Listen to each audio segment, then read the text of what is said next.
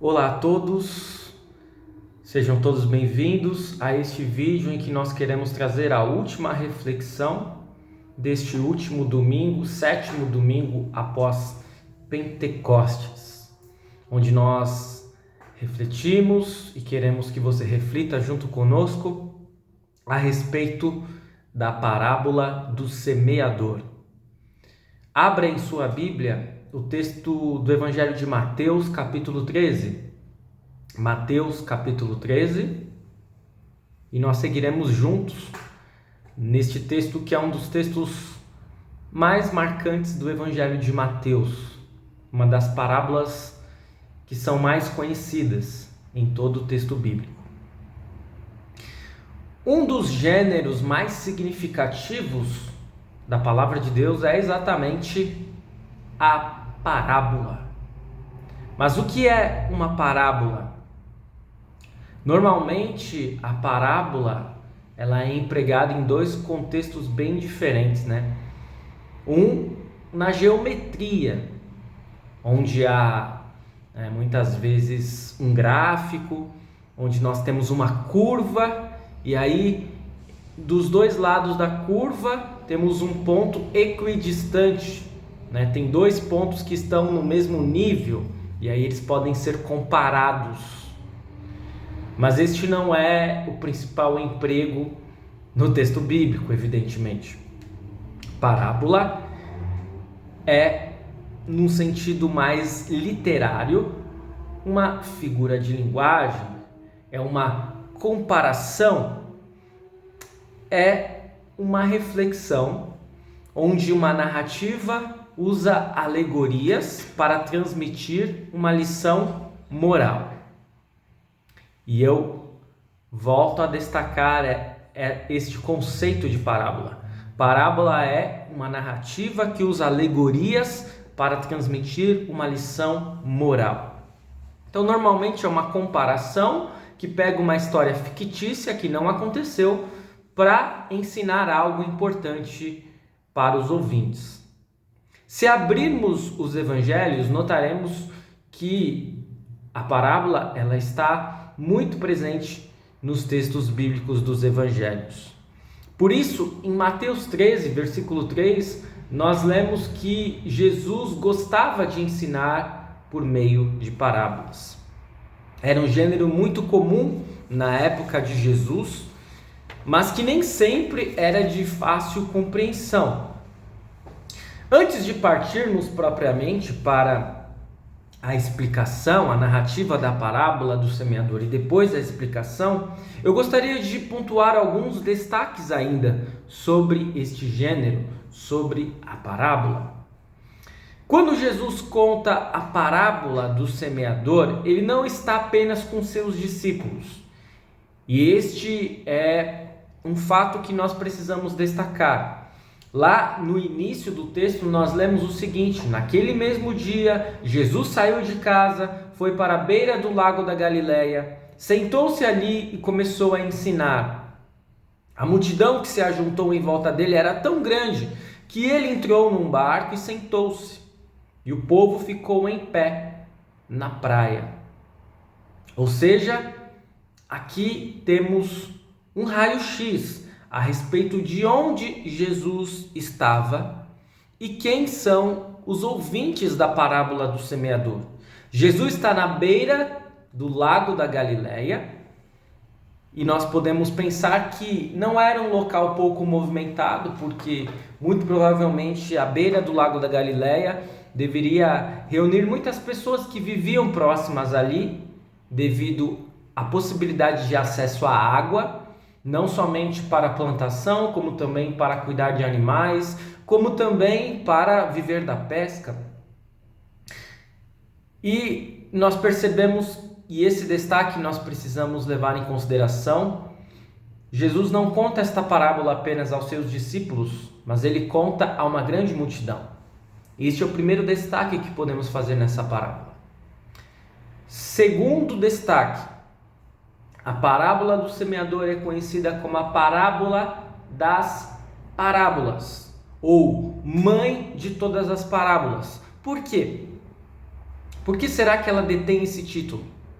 Não é apenas por sua notoriedade, não é apenas por ela ser muito conhecida, mas porque há algo que enriquece não somente a compreensão desta parábola, mas a compreensão de outras parábolas. Nesta parábola em específico, nós temos a explicação de Jesus sobre o significado de cada um dos personagens da parábola.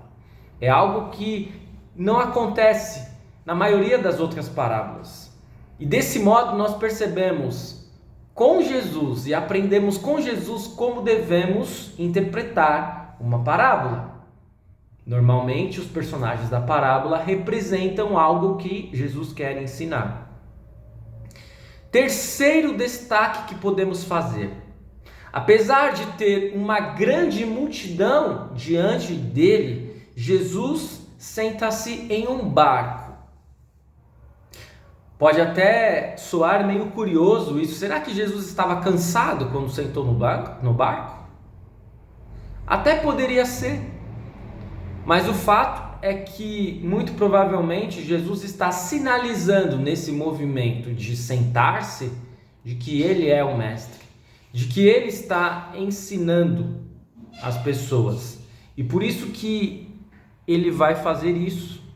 Ele vai se sentar, porque essa era a posição comum que os mestres, os rabinos usavam. Eles se sentavam, enquanto que os ouvintes, as pessoas que estavam aprendendo, eles ficavam em pé. É curioso como hoje é o inverso, né? Normalmente os ouvintes, eles vão estar sentados e o professor estará em pé.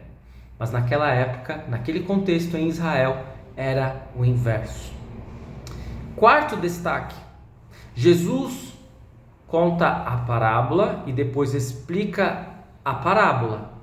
Mas não é algo que acontece imediatamente no relato de Mateus, porque no meio disso há uma intercorrência. Entre a parábola e entre a explicação da parábola, há algo que acontece no meio. E nós lemos lá nos versículos 10 a 17, onde acontece um diálogo entre Jesus e os seus discípulos. Os discípulos possuem um acesso maior a Jesus e eles questionam: por que o Senhor ensina por meio de parábolas para falar com essas pessoas? E vale a pena observarmos a resposta de Jesus, que está lá dos versículos 11 até 17, onde nós lemos o seguinte: a vocês Deus mostra os segredos do reino do céu, mas a elas não. Pois quem tem receberá mais, para que tenha mais ainda, mas quem não tem, até o pouco que tem lhe será tirado. É por isso que eu uso parábolas para falar com essas pessoas, porque elas olham e não enxergam, escutam e não ouvem, nem entendem. E assim acontece com essas pessoas o que disse o profeta Isaías: vocês ouvirão, mas não entenderão, olharão, mas não enxergarão nada, pois a mente deste povo está fechada. Eles taparam os ouvidos e fecharam os olhos. Se eles não tivessem feito isso, seus olhos poderiam ver, os seus ouvidos poderiam ouvir, a sua mente poderia entender, e eles voltariam para mim, e eu os curaria, disse Deus. Jesus continuou dizendo: mas vocês, como são felizes, pois os seus olhos veem, os seus ouvidos ouvem. E eu afirmo a vocês que isto é verdade. Muitos profetas e muitas outras pessoas do povo de Deus gostariam de ver o que vocês estão vendo, mas não puderam, e gostariam de ouvir o que vocês estão ouvindo, mas não ouviram. Qual é a conclusão que nós podemos chegar aqui? Será que Jesus não deseja que todos ouçam o Evangelho? Será que apenas uns poucos escolhidos serão salvos? Ou há outra forma de encarar tudo isso? Segurem estas questões. Façamos uma análise da parábola e depois retornaremos a elas. Muito bem, o texto da parábola em si não é muito longo e está registrado dos versículos 3 a 9 do capítulo 13 de Mateus. Diz o texto que certo homem saiu para semear, E aparentemente este homem é um homem imprudente, porque qual tipo de semeador, de agricultor, semearia em qualquer tipo de solo? É evidente que isso jamais acontece na vida real. Nenhum semeador, nenhum agricultor vai plantar em qualquer tipo de solo. Ele vai plantar em um solo bom, ele vai preparar o solo, ele vai arar a terra, ele vai irrigar. Mas no nosso texto não é isso que acontece. Diz o texto que o semeador saiu a semear e as primeiras sementes caíram por uma estrada ou à beira de uma estrada. E logo elas são comidas por pássaros. E este é o primeiro tipo de solo, à beira da estrada. Outras sementes caem em um solo pedregoso, de pouca terra. E essas sementes até conseguirão germinar, mas quando o sol aparece, ele vai queimar aquela semente que germinou e que não vai conseguir subsistir. Ela vai secar, ela vai morrer. Esse é o segundo tipo de solo, o solo pedregoso, que até mesmo vai florescer, mas não vai crescer, não vai viver. Outras sementes caem entre espinhos e são sufocadas por esses espinhos. Esse é o terceiro tipo de solo, o solo de espinhos. E por último, as sementes cairão em um solo bom e frutificarão na medida de 100 vezes, 60 vezes e 30 vezes. E esse é o relato da parábola do semeador. Se você quer entender essa parábola, é muito simples, eu não preciso de explicar. Você pode ir direto no texto. Lá dos versículos 18 a 23, nós temos a explicação, onde nós lemos: então escutem e aprendam o que a parábola do semeador quer dizer. As pessoas que ouvem a mensagem do reino, mas não a entendem, são como as sementes que foram semeadas na beira do caminho. O maligno vem e tira o que foi semeado no coração delas. As sementes que foram semeadas onde havia muitas pedras são as pessoas que ouvem a mensagem e a aceitam logo com alegria, mas duram pouco porque não têm raiz. E quando por causa da mensagem chegam os sofrimentos e as perseguições, elas logo abandonam a sua fé. Outras pessoas são parecidas com as sementes que foram semeadas no meio dos espinhos. Elas ouvem a mensagem, mas as preocupações deste mundo e a ilusão das riquezas sufocam a mensagem, e essas pessoas não produzem frutos. E as sementes que foram semeadas em terra boa são aquelas pessoas que ouvem e entendem a mensagem e produzem uma grande colheita, uma 100, outra 60 e ainda outras 30 vezes mais do que foi semeado. Imediatamente após a explicação de Jesus sobre a parábola do semeador, podemos nos questionar: quem somos nós nesta parábola? Normalmente, nós iremos desejar nos identificar com um solo bom, não é mesmo? E vejam, em Romanos 8, versículo 17, nós lemos que nós somos seus filhos e por isso receberemos as bênçãos que ele guarda para o seu povo, e também receberemos com Cristo aquilo que Deus tem guardado para ele. Não há dúvidas de que pela fé em Cristo Jesus e na sua obra realizada na cruz em favor de todos nós, podemos crer que somos o solo bom. O problema é que em nós não habita apenas a nova natureza, como ainda habita a velha natureza. Nem sempre somos um solo bom. Será que por vezes não ouvimos a mensagem, mas deixamos o diabo arrancar aquilo que acabamos de ouvir? Será que muitas vezes não nos animamos com a palavra, com a fé, com a igreja, mas isso é só fogo de palha e logo voltamos à nossa mesma vida? Será que por vezes a palavra até foi ouvida, até foi compreendida, mas não criou raízes e foi secada pelo sol? Ou quem sabe procuramos ouvir a mensagem, mas as preocupações, os sofrimentos deste mundo nos abalam a ponto de termos a mensagem pregada a nós sufocada por tantas coisas desta vida e deste mundo? A verdade é que habita dentro de nós os 4 tipos de solos. E será assim enquanto estivermos aqui. Se deixarmos o inimigo roubar aquilo que recebemos, nós ficaremos sem as bênçãos que a palavra nos traz.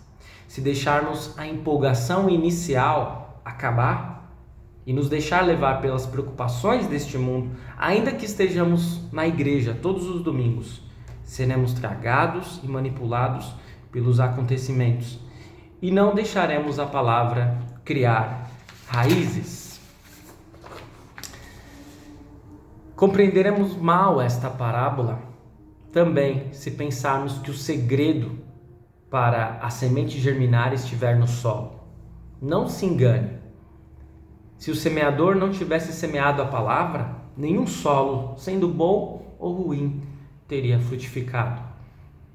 Por isso, o grande ensinamento desta parábola não está em conhecermos os diferentes tipos de solo, tampouco em nos identificarmos com o solo bom. O grande ensinamento dela está logo no início, quando lemos: certo homem saiu a semear. Jesus não explica quem é o semeador na parábola, talvez porque estivesse muito claro aos discípulos quem era, aquele que estava na frente deles, contando e explicando a parábola, o próprio Jesus. Jesus pode ter escolhido 12 apóstolos para segui-lo e ensiná-los. Todavia, Jesus não foi o tipo de semeador que escolheu solos. Nem mesmo entre os discípulos foi assim, afinal, ele escolheu pessoas marginalizadas pela sociedade e tremendos pecadores, tendo ainda dentre estes um que o traiu, outro que o negou e outros que o abandonaram. E além disso, Jesus pregou e ensinou apóstolos, discípulos, multidões, fariseus, saduceus, romanos, judeus e todos que estivessem em seu caminho. Ele não fez uma seleção de quem ele imaginava estar mais propenso a compreender a sua mensagem. Não. Em Isaías 55, 10-11, nós lemos, dentre outras coisas, que a palavra de Deus não volta vazia. Se analisarmos o ministério de Jesus apenas pelos números da época em que ele esteve aqui encarnado, diremos que seu ministério fracassou, que ele pregou para inúmeras pessoas e poucos se arrependeram e poucos foram convertidos, sendo que ainda por cima um discípulo dele o traiu. Por outro lado, podemos afirmar, conforme as palavras de Isaías 55, que a palavra não voltou vazia. De 11 apóstolos e mais outros discípulos e mulheres, a palavra frutificou, se espalhou pelo mundo e chegou até nós, ainda hoje. Se analisarmos o nosso testemunho e o trabalho da nossa igreja pelos números frios, diremos que nós somos um fracasso. Os membros têm partido da igreja militante para a igreja triunfante e, conforme temos presenciado, não temos tido reposição. Volta e meia somos contagiados por preocupações a respeito do futuro da igreja. Ora, enquanto a palavra estiver sendo pregada na igreja, estaremos tranquilos, pois Deus prometeu que a pregação da sua palavra jamais voltaria vazia.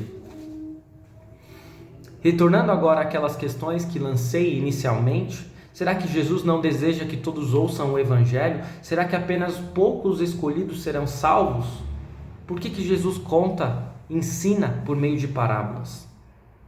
Quando Jesus ensina por parábolas, ele está interessado que todos ouçam sua mensagem. Jesus não veio para salvar alguns, mas para salvar a todos. O que ocorre é que nem todos serão salvos, pois nem todos ouvirão a sua palavra, mesmo tendo ouvidos. E aqui vemos o exato problema dessas pessoas. Elas têm olhos, mas não enxergam, têm ouvidos, mas não ouvem. Conforme o Salmo 115 vai apontar para os falsos deuses que as pessoas acreditavam. Eram deuses que tinham boca, mas não falavam, tinham olhos, mas não enxergavam, tinham ouvidos, mas não ouviam. E as pessoas ficaram iguais aos seus ídolos.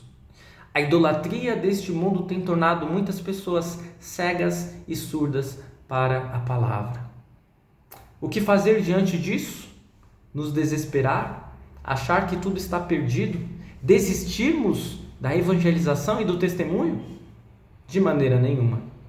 Só podemos seguir o exemplo do bom semeador, do bom Jesus, que semeou, não se importando em qual solo estava semeando. A nós cabe a semeadura. O convencimento e a conversão pertencem não a nós, mas ao Espírito Santo. Que possamos lutar contra os solos ruins que habitam em nós, para que o solo bom possa frutificar e que outras pessoas possam ter acesso ao Evangelho e à salvação em Cristo Jesus. Que assim seja. Amém. Tenha um abençoado dia e continue sempre conosco, seguindo os nossos vídeos, curtindo, compartilhando, comentando, se inscrevendo em nosso canal. Grande abraço, fique com Deus.